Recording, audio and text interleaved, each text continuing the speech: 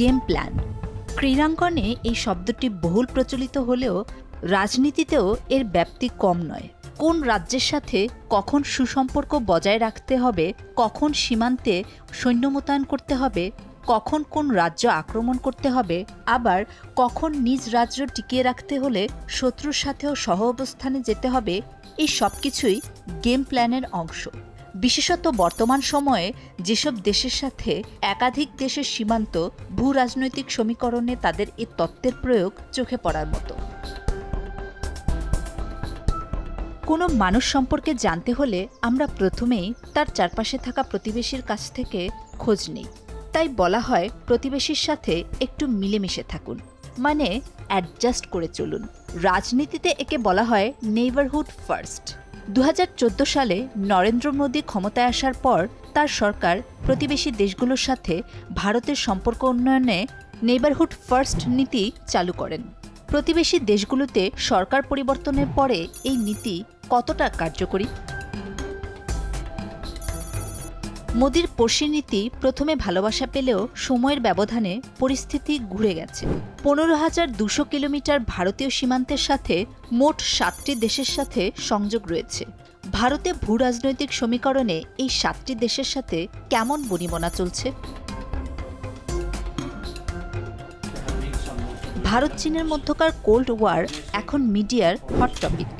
ভারতের অন্যান্য প্রতিবেশী দেশের তুলনায় চীন প্রযুক্তি, অর্থনীতি, আয়তন, সামরিক শক্তি সব দিক থেকেই এগিয়ে। ভারত চীন বিষয়ে নানা ধরনের আলোচনা, পর্যালোচনা, বিচার বিশ্লেষণ উঠে আসছে গণমাধ্যমে।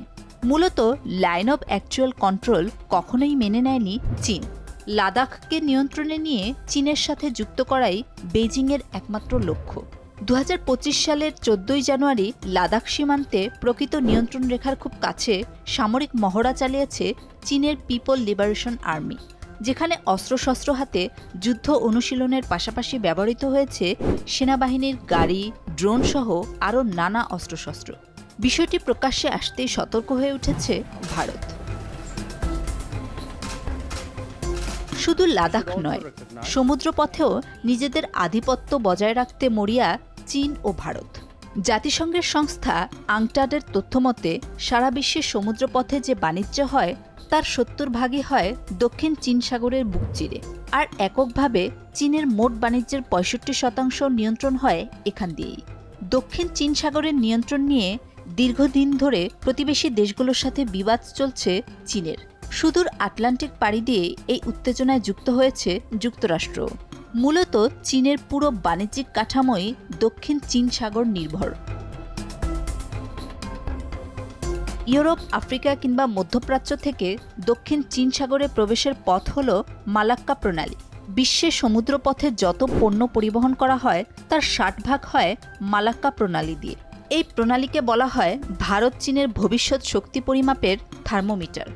এর একেবারে প্রবেশমুখেই ভারতের আন্দামান নিকোবর দ্বীপপুঞ্জ। আন্তর্জাতিক সমুদ্র আইন অনুযায়ী সীমান্ত রেখা বা বেসলাইন হতে 12 নটিক্যাল মাইল পর্যন্ত একটি রাষ্ট্রের আঞ্চলিক সমুদ্র সীমা। সে হিসেবে মালাক্কায় প্রবেশের পুরো জলভাগই ভারতের মালিকানায় পড়ে। মালাক্কা হয়ে দক্ষিণ চীন সাগরে দেশটির এত বেশি নির্ভরশীলতা যে একদিনের জন্য এ পথ ধরে বাণিজ্য বন্ধ রাখা সম্ভব নয়। তাই লাদাখ বিষয়ে এক ধরনের সহাবস্থানে আসার চেষ্টা করছে চীন। ভারতের একটি বড় সমস্যা হলো চীনের মতো তাদের ডিপ পকেট নেই, অর্থাৎ প্রতিবেশীদের কোনো বিশেষ প্রকল্পে বিপুল পরিমাণ লগ্নি করার মতো আর্থিক সঙ্গতি তাদের নেই। অথচ ভারতের প্রতিবেশীরা প্রায় প্রত্যেকটি এক একটি উদীয়মান অর্থনীতি, তাদের নিজস্ব আশা আকাঙ্ক্ষা আছে, উন্নয়নের এজেন্ডা আছে। তা পূরণ করার জন্য চীন বিশাল অর্থের ভাণ্ডার নিয়ে এগিয়ে আসছে। ফলে প্রতিবেশীরা সাংস্কৃতিক বা ভৌগোলিকভাবে যতই ভারতের কাছাকাছি থাকুক, অর্থনৈতিক প্রয়োজনের স্বার্থে তারা অনেকেই চীনের বলয়ে ঢুকে পড়ছে। তাই এসব ক্ষেত্রে ভারতের কোনো কিছু করার ক্ষমতা বেশ সীমিত।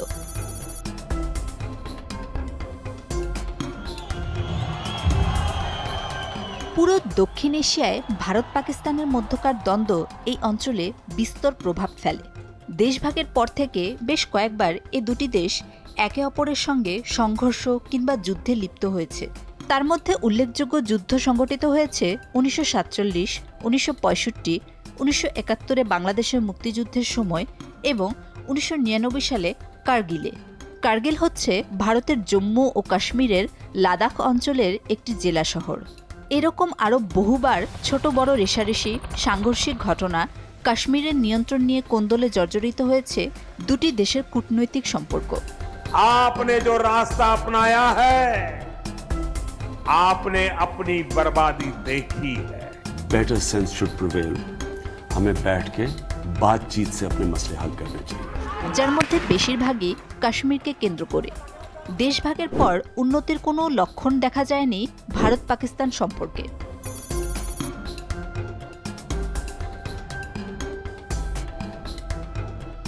এশিয়ার একমাত্র হিন্দু রাষ্ট্র নেপাল। দেশটিতে হিন্দু ধর্মের সংখ্যা 82%, আর ভারতে হিন্দু ধর্মের সংখ্যা 79%। ধর্মীয় দিক বিবেচনা করলে ভারতের সহমর্মী হতে পারত নেপাল। 2015 সালে নেপালে নতুন সংবিধান প্রণয়নের সময় ভারতের প্রচ্ছন্ন সমর্থনে দেশকে 7 রাজ্যে বিভক্ত করার উদ্যোগের বিরুদ্ধে সেদেশের সাধারণ মানুষ ভারত বিরোধী প্রতিবাদে ফেটে পড়েন।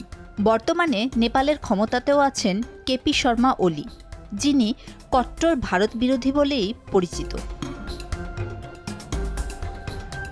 এছাড়া নেপাল ও ভারতের মধ্যে বেশ কয়েকটি জায়গা নিয়ে দুদেশের মাঝে বিরোধ রয়েছে। বিরোধের কেন্দ্রে থাকা ভূখণ্ডগুলোর মধ্যে কালাপানি, লিপু লেক এবং সুস্তা অন্যতম। 2020 সালে ভারতের সাথে বিতর্কিত ভূখণ্ড মানচিত্রে অন্তর্ভুক্ত করে সংবিধান সংশোধন করে নেপাল। নতুন এই মানচিত্রে আনুষ্ঠানিকভাবে লিপু লেক, কালাপানি এবং লিম্পিয়া ধাউরাকে নেপালের ভূখণ্ড হিসেবে প্রদর্শন করা হয়। এই ভূখণ্ডগুলো ভারত, নেপাল ও চীন 3 দেশের একটি সংযোগস্থল, যা কৌশলগতভাবে গুরুত্বপূর্ণ। 2020 সালের শেষের দিকে হঠাৎ করে লিপুলেক গিরিপথের মধ্য দিয়ে রাস্তা তৈরিকে কেন্দ্র করে নেপালের সাথে তিক্ততা দেখা দেয় ভারতের। তবে সীমান্ত নিয়ে এই বিরোধ সাম্প্রতিক কোনো ঘটনা নয়, বরং বহুদিন ধরে অল্প অল্প করে জমানো তিক্ততা শেষ পর্যন্ত এই পর্যায়ে নিয়ে এসেছে। সীমান্ত নিয়ে নেপালের এই অবহেলার কারণে দেশটিকে মূল্য দিতে হচ্ছে। ভারত ক্রমান্বয়ে আইন ভঙ্গ করে নেপালের সীমান্তবর্তী ভূখণ্ড দখল করতে শুরু করে। নেপালের অভিযোগ, ভারতের সাথে তাদের সীমান্তবর্তী 75টি জেলার মধ্যে 23টি জেলার প্রায় 60,000 হেক্টর জমি ভারত অবৈধভাবে দখল করেছে। এ নিয়ে দীর্ঘদিন ধরে নেপালের জনগণ প্রতিবাদ করে আসছে, কিন্তু দুঃখজনকভাবে এ বিষয়ে নেপালের কোনো অভিযোগ ভারত আমলে নেয়।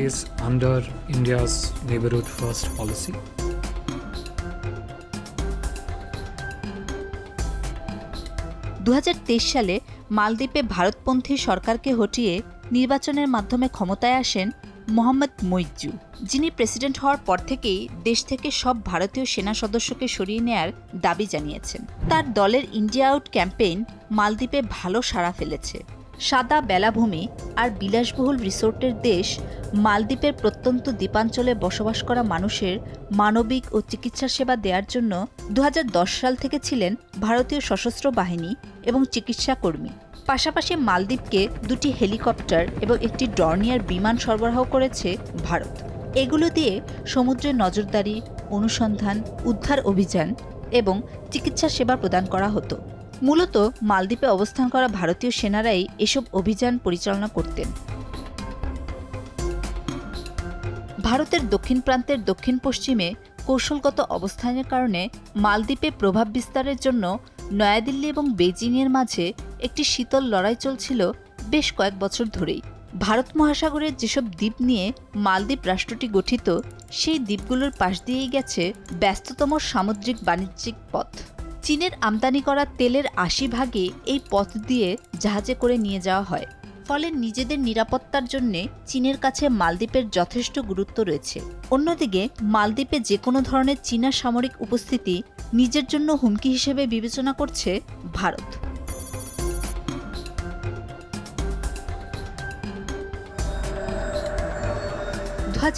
সালে তালেবান সরকার ক্ষমতায় আসার পর তালেবানের সঙ্গে ভারতের এখনও পুরোপুরি কূটনৈতিক সম্পর্ক স্থাপিত হয়নি। এর ফয়দা নিচ্ছে চীন, দেশটির সাথে বেশ কয়েকটি বড় বড় প্রকল্পে চুক্তিবদ্ধ হয়েছে আফগানিস্তান।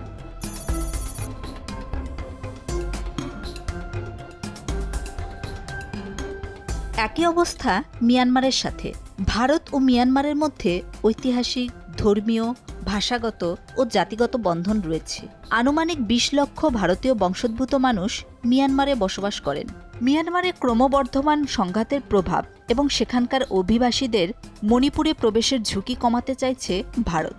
তাই ২০২৪ সালে ভারতের স্বরাষ্ট্রমন্ত্রী অমিত শাহ মিয়ানমারের সাথে উন্মুক্ত সীমান্তে বেড়া দেওয়ার ঘোষণা দেন।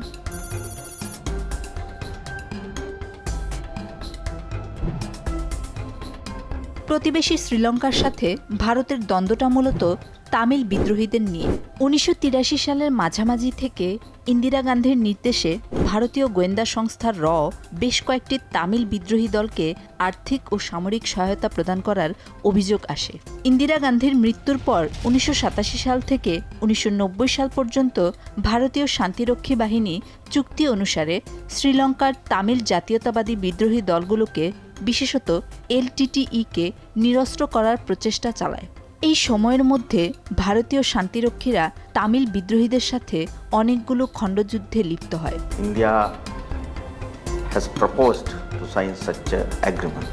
It was not the Sri Lankan people's necessity. ১৯৯০ সালে ভারতীয় সৈন্যদল শ্রীলঙ্কা ত্যাগ করে। এই ঘটনাকে কেন্দ্র করে ঘটে রাজীব গান্ধী হত্যাকাণ্ড। সাধারণ জনতার গণ আন্দোলনে ২০২২ সালে শ্রীলঙ্কার রাজনৈতিক ক্ষমতার আসন থেকে রাজাপাকসে ভাইদের পতন ঘটে। বর্তমানে শ্রীলঙ্কার ক্ষমতায় আছেন অনুরা কুমার দিশানায়েকে। ১৯৮০-র দশকে শ্রীলঙ্কার বিষয়ে ভারতীয় হস্তক্ষেপ নিয়ে আন্দোলন, প্রতিবাদ সমাবেশে অংশগ্রহণ করেন অনুরা। তার রাজনৈতিক পাঠও শুরু হয়েছে চীনা বিপ্লব দিয়ে। শ্রীলঙ্কায় চীনের নতুন করে প্রভাব বাড়ার সম্ভাবনা ভারতের জন্য চিন্তার বিষয়। ক্ষমতায় আসার আগে অনুরা বলেছিলেন তিনি শ্রীলঙ্কায় গৌতম আদানির বিদ্যুৎ কেন্দ্র স্থাপনের প্রকল্প পুনর্বিবেচনা করবেন, কারণ এই প্রকল্প শ্রীলঙ্কার জ্বালানি সার্বভৌমত্বের বিরোধী। প্রকল্পটির আকারও কম নয়, $10 বিলিয়ন। দক্ষিণ ভারতের খুব কাছেই শ্রীলঙ্কার অবস্থান। এই দক্ষিণেই রয়েছে ভারতের গুরুত্বপূর্ণ কিছু নিরাপত্তা ও বিজ্ঞান গবেষণা বিষয়ক প্রতিষ্ঠান। এর মধ্যে আছে পারমাণবিক বিদ্যুৎ কেন্দ্র, মহাকাশ গবেষণা কেন্দ্র এবং নৌঘাঁটি। তাই ভারতের প্রাথমিক উদ্বেগের বিষয় হল সেখানে যেন কোনো বিদেশি শক্তি শ্রীলঙ্কার ওপর প্রভাব খাটাতে না পারে।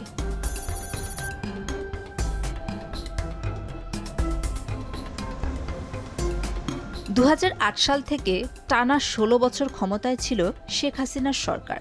২০১০ সাল থেকে ২০২৪ সাল পর্যন্ত ভারতের সঙ্গে বাংলাদেশের ২০টি চুক্তি হয়েছে, আর সমঝোতা স্মারক সই হয়েছে ৬৭টি। এসব চুক্তি ছিল ট্রানজিট, যোগাযোগ, বন্দর, বিদ্যুৎ, জ্বালানি সহ বিভিন্ন খাতে। The Adani Group will invest over rupees ভারতের প্রধানমন্ত্রী নরেন্দ্র মোদীর ঘনিষ্ঠ আদানি গ্রুপের সঙ্গে অদ্ভুত বিদ্যুৎ সরবরাহ চুক্তি, রেল ট্রানজিট চুক্তি, যাতে ভারতের ট্রেন বাংলাদেশের দর্শনা দিয়ে প্রবেশ করে চিলাহাটি, হলদিবাড়ি সীমান্ত দিয়ে ফের ভারতে যেতে পারে। ফেনী নদী থেকে ১.৮১ কিউসেক পানি প্রত্যাহার করে ভারতের ত্রিপুরা রাজ্যের সাব্রুম শহরে সরবরাহের সমঝোতা, চট্টগ্রাম ও মোংলা বন্দর দিয়ে ভারত থেকে এবং ভারতে পণ্য আনা নেয়ার স্ট্যান্ডার্ড অপারেটিং সিস্টেম স্বাক্ষর ইত্যাদি দেশের মানুষের মনে নানা সন্দেহ, সংশয় তৈরি করেছে। এসব চুক্তিতে বাংলাদেশের লাভ কোথায় এমন প্রশ্ন যেমন এসেছে, তেমনি প্রকাশ হয়েছে দেশের সার্বভৌমত্ব নিয়ে উদ্বেগও। ২০২১ সালে নরেন্দ্র মোদী বাংলাদেশ সফরের সময় তার বিরুদ্ধে বিক্ষোভ ও সহিংসতা তুঙ্গে উঠেছিল। শেখ হাসিনার স্বৈরশাসনের প্রতি মোদী সরকারের অন্ধ সমর্থন, বাংলাদেশের স্বার্থবিরোধী চুক্তি সম্পাদন, নদীর পানি বণ্টন, সীমান্তে হত্যা, শোষণ ও লুণ্ঠন বাংলাদেশের মানুষকে বিক্ষুব্ধ করেছে। ভারতের দাদাগিরি দ্বিপাক্ষিক সম্পর্কের বিরুদ্ধে প্রভাব ফেলেছে। ভারতের ওপর বাংলাদেশের মানুষের আস্থা ও বিশ্বাস এখন তলানিতে। तो बांग्लादेश की प्रधानमंत्री शेख हसीना বিগত ১.৫ দশক ধরে ভারতের একটি ঘনিষ্ঠ বন্ধু সরকার ক্ষমতায় থাকার পর গণ অভ্যুত্থানে সেই সরকার বিদায় নিয়েছে। তারপর এমন কিছু শক্তি ক্ষমতার বৃত্তে চলে এসেছে যারা ঠিক ভারতের মিত্র হিসেবে পরিচিত নন। সাম্প্রতিক বছরে বাংলাদেশে কোটা সংস্কার আন্দোলনেও প্রবল ভারত বিরোধী মনোভাব ছিল লক্ষণীয়।